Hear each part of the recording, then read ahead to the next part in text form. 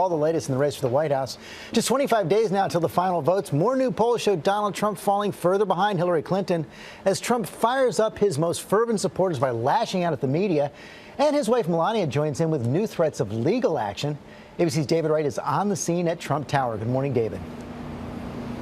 Good morning, George. Melania Trump is threatening to sue People magazine over a story filed by a reporter who says Trump sexually assaulted her in December 2005. The reporter, one of several women to come forward this week to accuse Trump of unwanted advances. Overnight, Donald Trump on the attack again, going after not only the Clintons, but the media and big business, alleging a global conspiracy against his candidacy. The Clinton machine is at the center of this power structure. Anyone who challenges their control is deemed a sexist, a racist, a xenophobe, and morally deformed. They will attack you. They will slander you.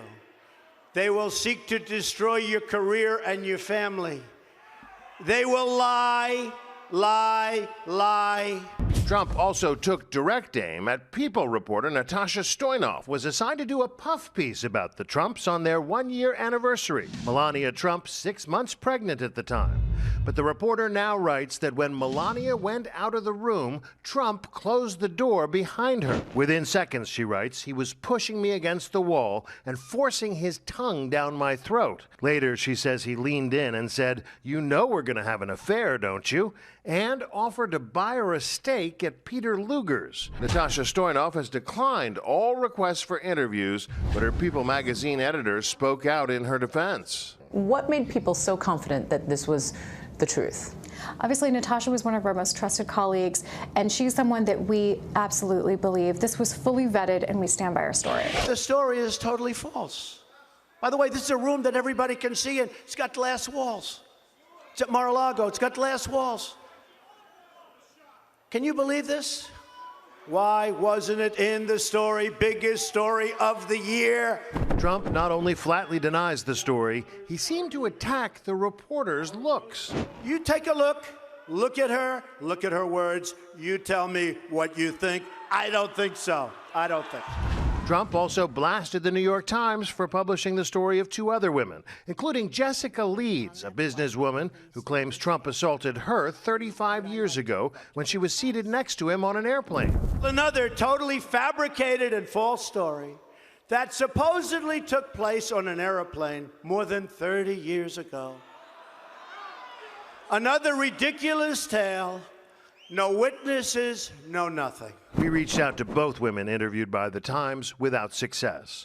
Trump's lawyers have threatened to sue the paper for libel, demanding a retraction and an apology. The Times refused, practically daring Trump to take them to court, calling the story newsworthy information on a subject of deep public concern.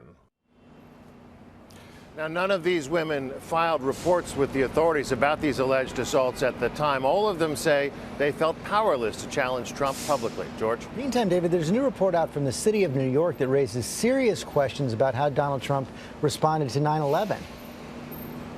That's right, George. Front page of the New York Daily News today, calling into question Trump's claims to have given generously to 9/11 victims in the immediate aftermath. The city controller did an audit of the charities and found no contributions from Trump.